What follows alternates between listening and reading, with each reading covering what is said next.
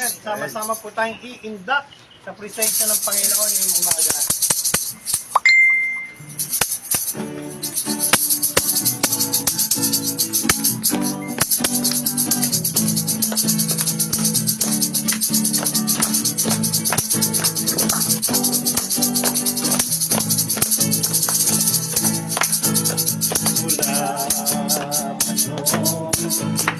Ako'y inibig mo mula pa noon. Ako'y ginawa mo sa aking kasalanan at pagkukulang. Ako'y nilinis at pinagkatiwalaan mula pa noon. Mula pa noon. Ako'y inibig mo mula pa noon. Ako'y ginawa mo sa aking kasalanan at pagkukulang. Ako'y nilinis at pinagkatiwalaan.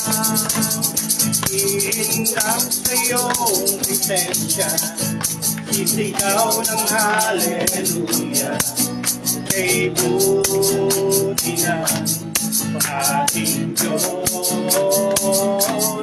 Iindak sa iyong presensya, sisigaw ng hallelujah, kay buti mo, kay buti mo, kay buti ng ating Diyos.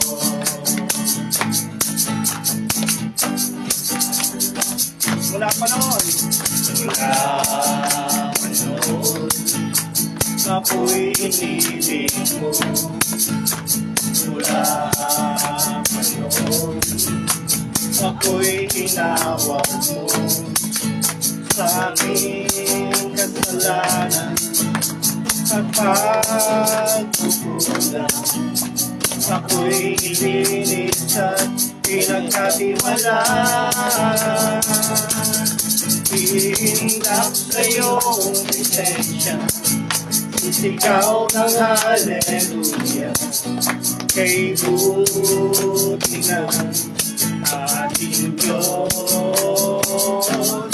Iindak sa iyong presensya, sisigaw ng hallelujah, kay buti ng, kay buti mo, kay buti ng ating Diyos.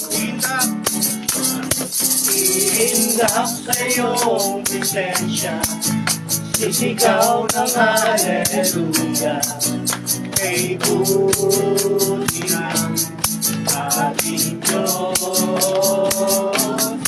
Iindak sa iyong presensya, sisigaw ng hallelujah, kay buti mo, kay buti mo, kay buti ng ating Diyos. Kay buti ng ating Diyos. Kay buti ng ating Diyos. Kaya patuloy tayo magpuli sa Panginoon. Patuloy natin pasalamatan ang pag-ibig ng Diyos na hindi nagbabago, laging sariwa. La la la la la.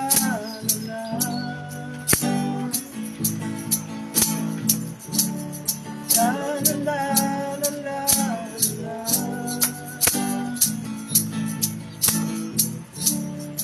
As we gather, may your spirit work within us. As we gather, may we glorify your name. Knowing well that our hearts begin to worship, We'll be blessed because we came. We'll be blessed because we came. As we gather, may your spirit work within us. As we gather, may we glorify your name. Knowing well that as our hearts begin to worship, we'll be blessed because we came. We'll be blessed because we came. Steadfast love. The steadfast love of the Lord never ceases. His mercies never come to an end. They are new every morning. New every morning. Great is thy faithfulness, oh Lord. Great is thy faithfulness. The steadfast love of the Lord. The steadfast love of the Lord never ceases. His mercies never comes to an end. They are new every morning. New every morning. Great is thy faithfulness, oh Lord. Great is thy faithfulness. Minsan pa. The steadfast love of the Lord never ceases. His mercies never comes to an end. They are new every morning. New every morning. Great is thy faithfulness, oh Lord. Great is thy faithfulness. Great is thy faithfulness. Great is thy faithfulness.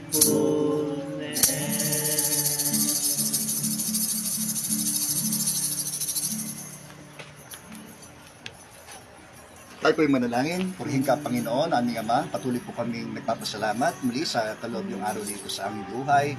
Salamat po, Diyos, na may pagtitipong ito ay patuloy po namin iniaalay sa iyo at para sa iyong karangalan. Panginoon, salamat sa munting pagtitipong ito. Panginoon, niwala kami, Panginoon, na kayo ay aming kasama sa mga sandali pong ito.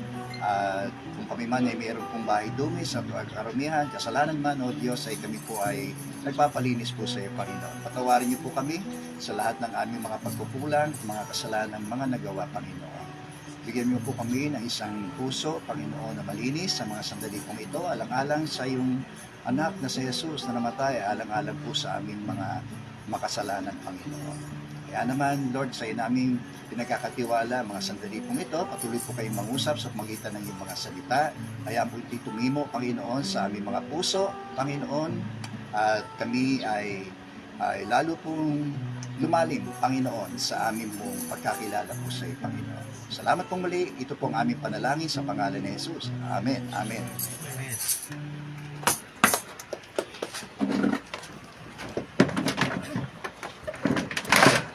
Okay, magandang umaga sa inyong lahat. Medyo itaas mo ng konti, Brad.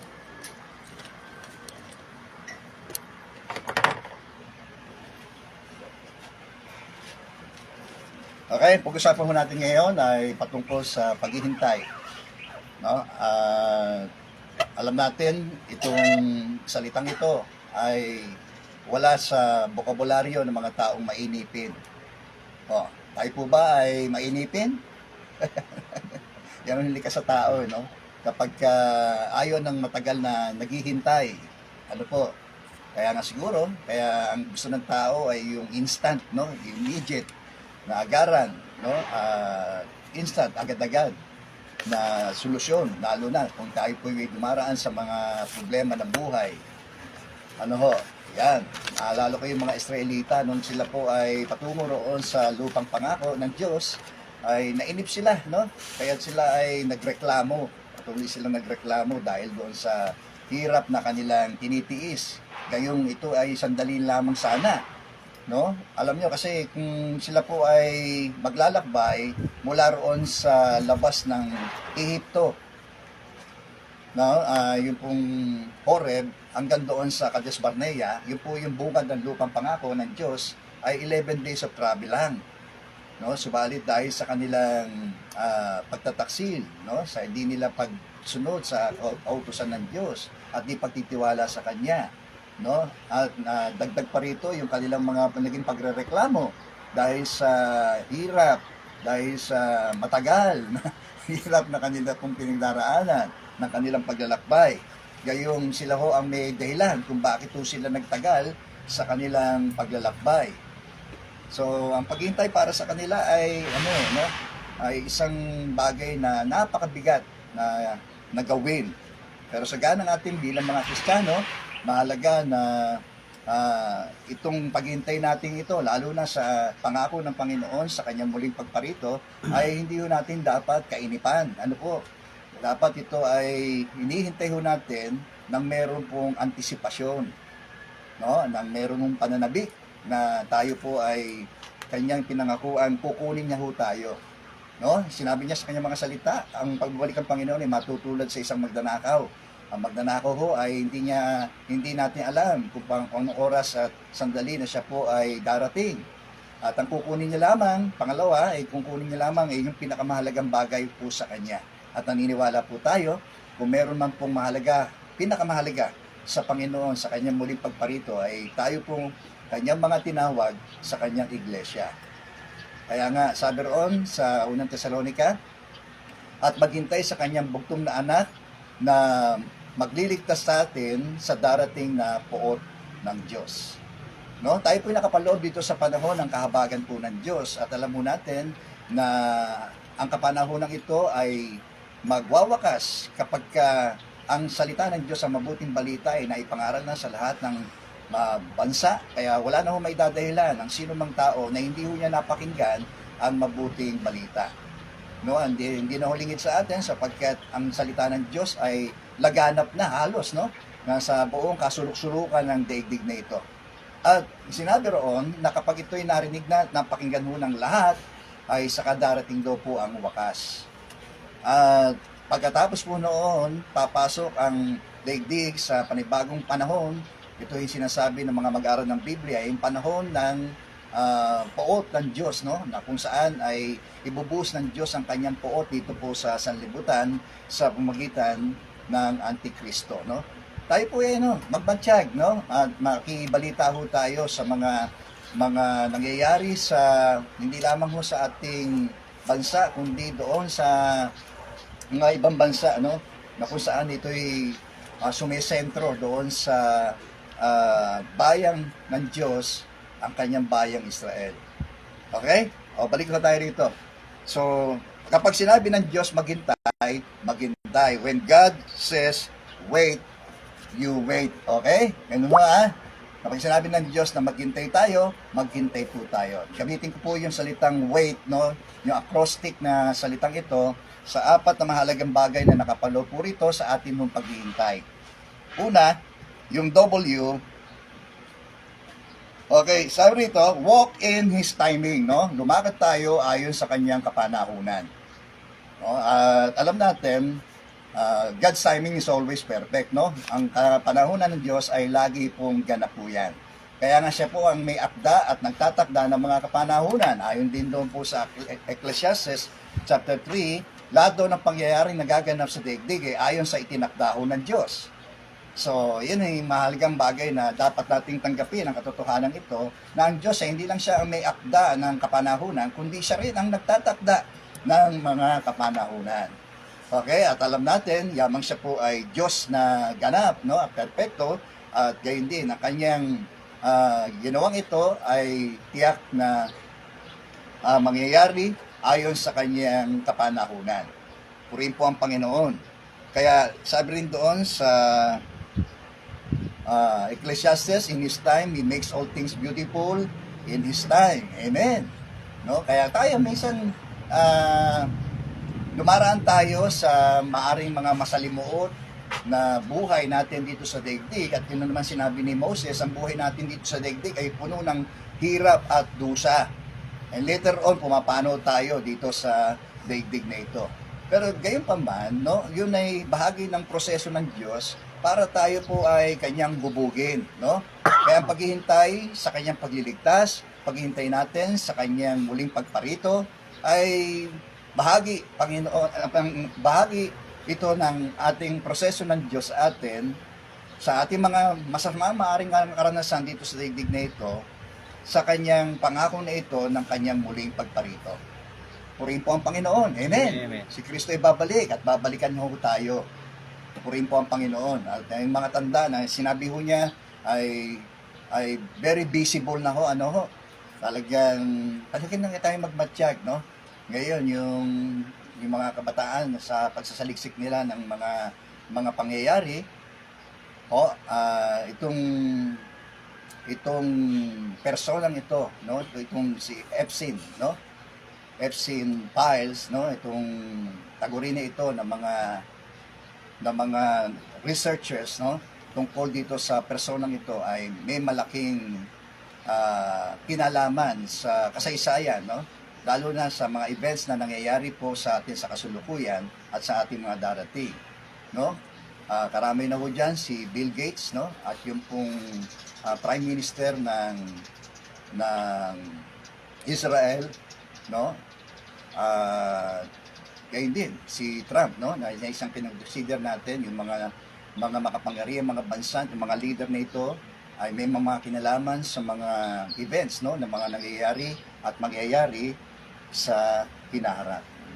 So, ano tayo? No, maging bukas tayo dito sa mga balitang ito na mga nangyayari para hindi tayo maging hungkag, no, sa mga biglaang mga pangyayaring mangyayari lamang dito sa buong daigdig. Okay?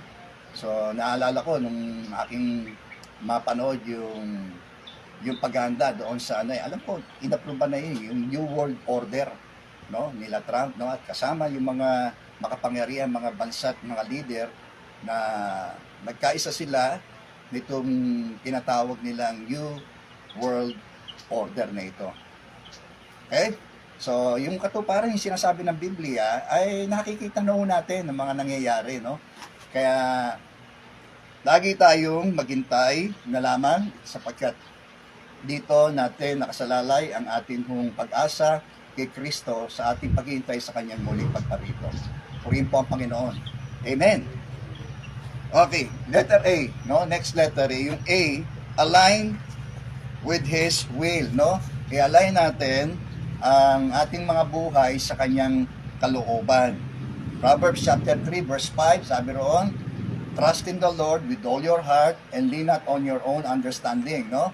In all your ways, acknowledge Him and He will direct our path, no? Palasak na ho yung pangako naman yung Diyos na yan, pero yan ho ay very powerful, no? Na sinasabi ng salita ng Diyos na tayo magtiwala sa Kanya. Huwag tayo manangan sa ganang ating sariling karunungan, sa lahat ng bagay ay ating siyang kilanlin. Tayo daw po ay tutumpak niya sa lahat ng ating mga lakad. Purihin po ang Panginoon. Kaya may mga lakad tayo, may mga plano tayo, dapat i-aalay natin doon sa plano at layunin po ng Diyos. Tayo ba yung nagpaplano? Ang taong hindi nagpaplano, wala akong mararating yan. Hindi naman sinasabi ng Biblia. Kung tayo may nagpaplano, saan man makalupa man yan, wag nating iwawalay, no, yung plano ng Diyos sa atin. Okay? Lagi natin i-align yung mga physical, material doon sa spiritual. Amen po ba? So, tayo pansamantala naman tayo rito no? Ano mang pagsisikap gawin mo natin dito ay somehow, di ba, maaari nating marating, makamit ang mga bagay nito, pero hindi yun ang lubos na end, no? Ng atin purpose kung bakit po tayo nabubuhay. Okay? So, knowing our purpose ay napakahalaga po yan. No? At yung goal natin, no, habang tayo naglalakbay, tumatakbo sa ating buhay pananampalataya, ang goal natin ay si Kristo pa rin. Ano po? Kaya wag siyang mawawala sa eksena ng ating pong buhay. Lagi nating i-align yung buhay natin dito doon sa buhay natin sa kaharian ng Diyos. Okay po? Yan. Pangatlo, yung letter I, invest in His Word, no? Mag-invest tayo sa kanyang mga salita. Ano po? Sa mawawala ang langit at ang lupa, ang ng salita ng Diyos ay hindi magkakabula. Ano po? Yan ang napakahalagang bigyan natin ng pansin ang kanyang mga salita. Okay? Yamang din lamang, hindi tayo nabubuhay lamang sa tinapay, kundi sa bawat salitang nagmumula sa bibig ng Diyos, no? Ito rin ay parang salamin upang makita natin kung sino tayo, ang ating pagkatao, ang ating mga panloob na pagkatao, no? Ang salita ng Diyos ay parang tabak na magkabilay talim na lumalagos hanggang doon sa kaloob-looban ng pagkatao ng tao, sa pinaghihiwalayan ng kaluluwa at spirito, di po ba? Ng mga kasukasuhan. Kaya somehow, ang salita ng Diyos ay ating offensive weapon laban sa ating spiritual battle. Di po ba? Ephesians chapter 6 na kung saan ang salita ng Diyos ang ating tabak ng ating opensiba laban sa lalang ng kaaway sa buhay nating pakikibaka. Amen. So invest in His Word, no? Hindi lamang ito pinupunan yung ating gutom sa ating espiritu, no? Kundi ito rin, no, ay mahalagang bahagi po ng buhay natin sa uri ng ating pamumuhay. Sinasabi rin ni Paul kay Timothy na ang lahat ng kasulatay kinasihan ng Diyos at magagamit natin sa pagtuturo ng katotohanan. No, ngayon ang dami nang nilabas ang mga fake news, di po ba? Mga fake doctrines, no? Kaya mahalaga na maging maingat po tayo, no, maging sa pangangaral natin, sa pagtuturo natin, at sa atin din pakikinig at sa ating mga pag-aaral ng salita ng Diyos. Napakahalaga ho niyan, no? Sapagkat sinasabi ni Jesus, no, mag-ingat kayo na huwag kayong mailigaw ni numan, no? Bago ang lahat ng mga sinasabi niyang yung rumors about wars, famine, di po ba? And yung pong mga pagtalikod, yung pong pagtalikod doon sa mga teachings and doctrines of the Bible. Di ba? Kaya sabi ni Jesus, mag-ingat kayo na huwag kayong mailigaw ni numan. Maraming deceiving spirit, no, na narito at gumagamit din siya ng instrumento ng mga mangangaral na kung saan ay ang intensyon ng mga mangangaral na ito, ang mga gurong ito ay iligaw ang mga hinirang, no? Yung sinasabi ni Paul kay Timothy. Kaya mag-ingat po tayo. Amen po ba? Amen. Okay, purihin po ang Panginoon. So invest, no? Para tayo hindi unang-una, hindi tayo maging mangmang sa salita ng Diyos. Alam natin yung totoo. Alam natin kung ano yung tatayuan natin. No, nadi-distinguish natin kung ano yung mali doon sa mali doon sa tama, sa katotohanan doon sa kasinungalingan. Di ba? Kaya nga isa sa mga layon ng Biblia ay pabulaanan ng mga kasinungalingan, no? Ang mga maling aral. At sinasabi roon, ito ay nagtumutulong sa atin para akayin tayo sa isang matuwid na pamumuhay. Yan, yun ang ayaw ng marami, yung matutuwid. Pero mahalaga, remain teachable. Ano po? Sa anumang sinasabi ng Biblia, kung ito man ay pangako, amen, pangawakan natin. Kung yan man ay mga pagdidisiplina o pagre-review o pagtutuwid ng Diyos sa atin, tanggapin natin. Sapagkat ang lahat ng ito ay para sa ating ikabubuti. Okay? mahalaga ay mag-invest tayo, no, sa salita ng Diyos, no? Kaya nga sabi sa Psalms 119 verse 105, no, ang salita mo ay tanglaw sa aking daraanan. Amen, no?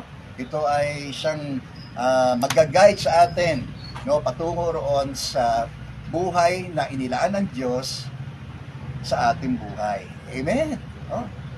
Kaya ano natin, mag-ibig sabihin ng invest, magano tayo, bigyan natin ng oras, panahon ng salita ng Diyos. Ano po, hindi yung katulad din ng ano lang tayo, every week lang tayo nakakapakinig. No? Dapat magkaroon din tayo ng mga personal na pagbabasa. Di po ba? Pag-aaral. Read. Amen. Meditate. Yun, lagi kong sinasabi yon. Ano pa? Magbulay-bulay tayo ng salita ng Diyos. Ano pa? Memorize. Napakahalaga yan. No? At yung memory natin, nagiging sharp yan habang nagme-memorya tayo ng salita ng Diyos. Amen.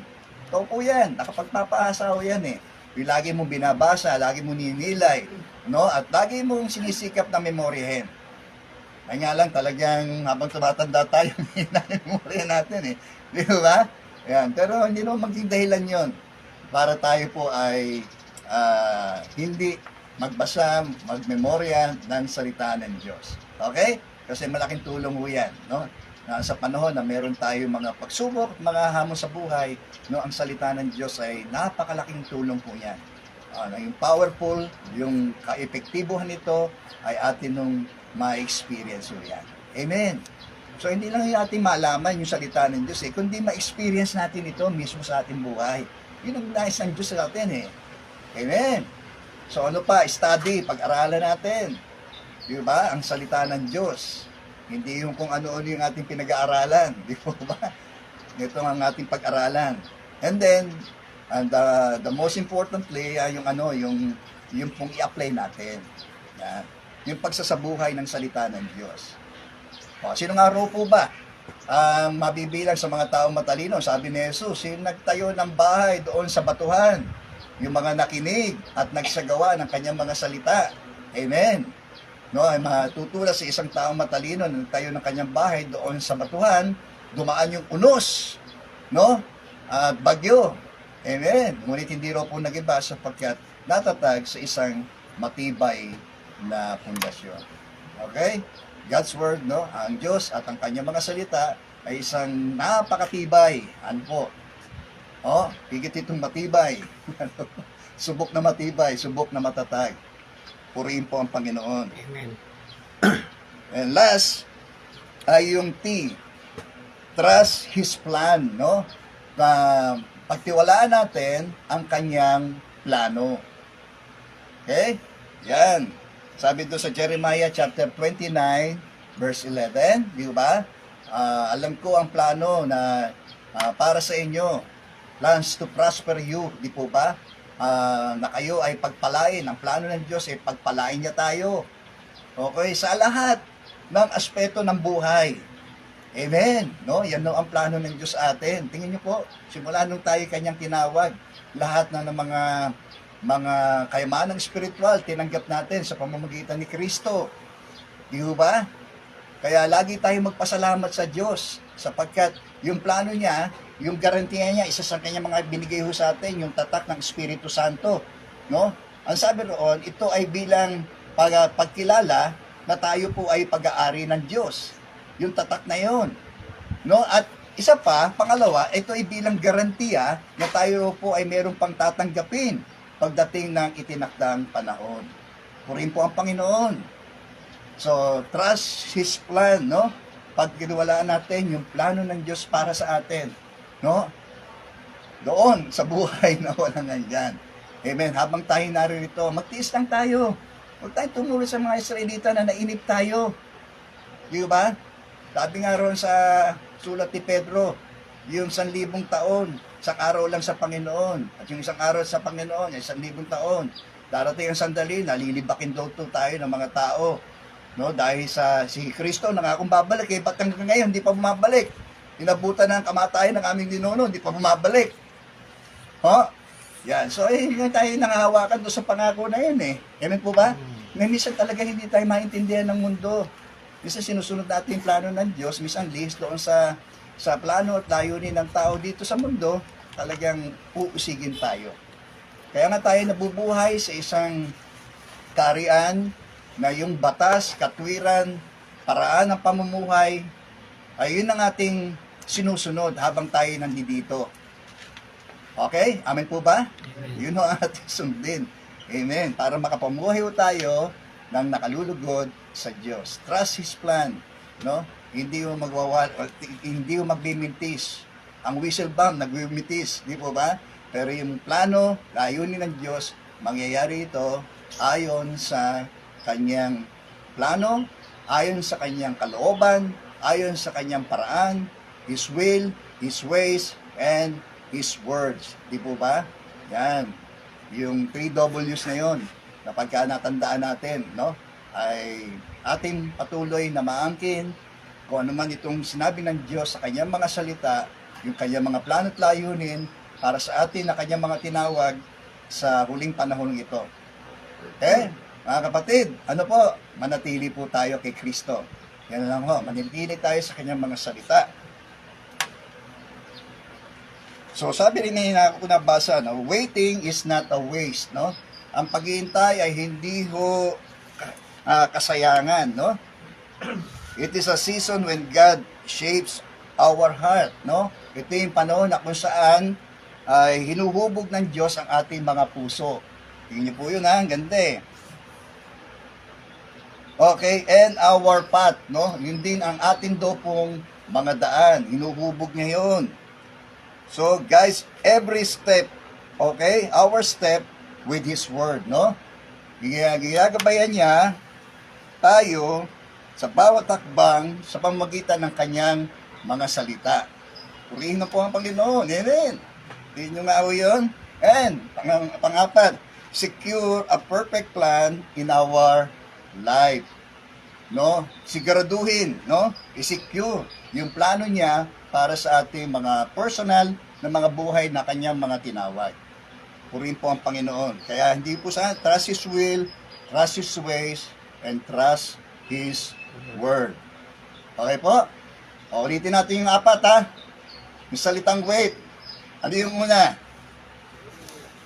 Walk. Walk. Walk. Walk in His timing. Okay. Pangalawa, A, align with His will. Okay. Pangatlo, invest in His word and trust His plan. Purihin ng Panginoon. Amen. Okay? Okay. Maaring tayo, may kanya-kanya tayong mga problema sa buhay. Di po ba? Lahat tayo may problema. Di po ba? Minsan ang tinitira niya yung mga malalapit sa atin eh. Hindi man tayo magapi ng kaaway, ang tinitira niya yung mga nakapaligid do sa atin. Di ba? Kaya huwag tayong manlumo, no? Sapagkat alam natin, ang plano ng Diyos ay maganda para sa atin. At gayon din sa ating mga anak. Ang mahalaga, sumunod tayo, no? Susunod din ang lahat ng bagay ayon sa kanyang mabuting plano sa atin, sa ating pamilya, sa ating personal na buhay, no? Sa ating mga plano, layunin pa sa buhay natin sa daigdig na ito. Okay po? Ayan, mga kapatid. Salamat po. Tayo po'y manalangin.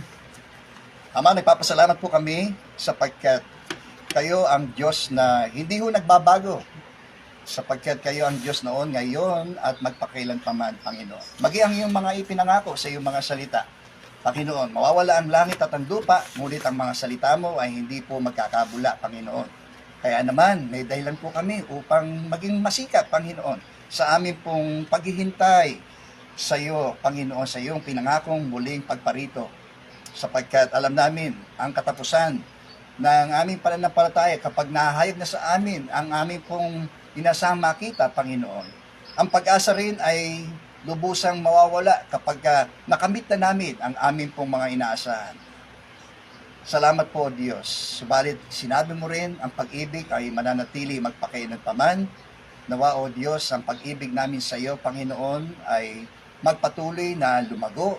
Panginoon, maranasan po ninyo, Panginoon, ang yung mga tinawag, Panginoon, na nagmamahal ng lubos sa iyo, Panginoon, sa iyong kalooban, Panginoon.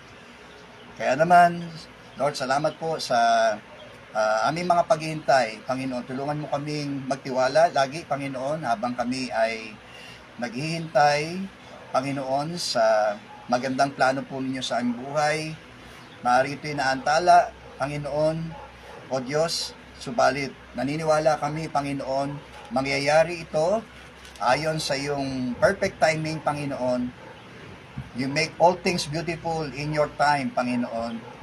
And kami ay lubos na magtitiwala pa rin sa iyo, Panginoon. Purihin ka, Panginoon, sa lahat ng bagay na ito, Panginoon. Kami po ay minsan pa nag-aalay ng aming mga sarili bilang handog na buhay, banal at nakalulugod po sa iyo, Panginoon. Madatan mo nawa kami, Panginoon, na meron pong kasabikan, meron pong antisipasyon, Panginoon, na sa iyong muling pagparito, Panginoon. Yun na lamang po, Panginoon, ang aming kaaliwan, Panginoon, na kung saan kami sa aming mga pinagdaraanan ito, sa aming mga buhay, sa daigdig na ito, Panginoon, naniniwala kami na maging ito ay temporal lamang, pansamantala lamang, Panginoon, matatapos din ang lahat ng bagay, Panginoon, ayon sa iyong magandang plano sa aming buhay, Panginoon, sa aming sambahayan. Kaya naman, Lord, aming pinagkakatiwala rin ang aming mga sa buhay na hindi pa rin nakakilala sa iyo. Pamusapan po niyo sila patuloy upang sa gayon ay amin din silang makakasama, Panginoon. At tulad din yung pinangako, Panginoon, o Diyos, doon sa Philippian jailer na yon, na ging kay sa pamilya ni Lot, sa pamilya ni Noah, Panginoon, o Diyos, naniniwala kami ang concern mo higit, Panginoon, sa aming mga kaanak na ito, Panginoon. Nais po namin silang itaas patuloy sa iyo, Panginoon, alang-alang po sa iyong bugtong na anak na si Jesus, na namatay, di naman para po sa kanila, Panginoon. Aming Ama, patuloy po namin pinagkakatiwala sa iyo ang lahat po ng bagay, Panginoon. Tugunin mo ang aming deepest longing, Panginoon, ang aming deepest need, Panginoon, in the name of Jesus, Panginoon. Palakasin mo patuloy ang aming katawang lupa upang patuloy pa rin po kaming makagawa, Panginoon, para sa iyong kaharian, upang lalo po namin makita, Panginoon, ang iyong plano, paraan, Panginoon, at ang iyong mga salita ay nagiging hayag, Panginoon, sa aming pong mga buhay, Panginoon. Ikaw, kaibigan, sa tanang iyong buhay, hindi mo tiyak na kapag kinuha ng Diyos ang iyong buhay, hindi mo alam ang iyong patutunguhan. Si Jesus ay namatay alang-alang sa ating mga makasalanan upang sa gayon ay hindi lang tayo makatanggap ng pagpapawalang sala ng Diyos sa ating mga kasalanan, kundi ang kanyang muling pagkabuhay ay nagbigay ng konfirmasyon upang tayo magkaroon ng pag-asa sa buhay na walang hanggan. Kung yan ang nais mo sa umagang ito, bakit hindi ka manalangin sa iyong kinalalagyan at sabihin mo ang panalangin ito, Panginoong Jesus, ako po ay lumalapit sa iyo. Kinikilala ko po na ako po isang makasalanan. Humingi po ako ng tawad sa lahat ng aking pong mga nagawang mga kasalanan. Panginoong Jesus, sumasampalataya ako na ikaw ay namatay at muling nabuhay mula sa mga patay. Nananalig ako, Panginoon. Panginoon, tinatanggap kita bilang aking Diyos at aking tagapagligtas sa aking puso, Panginoon. Patuloy po kong susuko ang aking buhay, sarili, sa iyo po lamang, Panginoon. Marami pong salamat, Panginoon, sa iyong pagtanggap sa akin, sa pangalan ni Jesus. Amen. Kung ikaw ay nanalangin ng ganon, ikaw ay initiyak na itinuring ng Diyos na kanyang anak, at ikaw ay magpatuloy na makinig ng salita ng Diyos, basahin mo ang kanyang mga salita, at makilala mo ang lalaki na nasa likod nitong aklat na ito. Tayo po'y manalangin sa ating panghuling pangwakas na panalangin. Ama, nagmuli sa aming pagwawakas na ito ay amin pong minsan pa binabalik sa iyo ang lahat ng papuri at pasalamat sa namin pinagkakatiwala ang lahat ng bagay, Panginoon, mula sa aming sambahayan, mula din sa aming personal na buhay, mula sa aming church na amin hong pinaglilingkuran, Panginoon. Muli, hinihin po namin naman yung basbas, ang patnubay ng Diyos Anak at ang patuloy na pakikipisan ng Diyos Espiritu Santo, ngayon at magpakailan paman. Sa ngalan po ng iyong anak na si Jesus na aming Panginoon at aming pong tagapagligtas. Amen. Amen. Amen. So, purihin ang Panginoon. Thank you, Lord. Sa ating mga brothers and sisters. So, yan. Okay. Kaway. Yan. Oh. Patay, Pabs. Brother Rolly. Kaway-kaway. Yan. Yan. Yan tayo.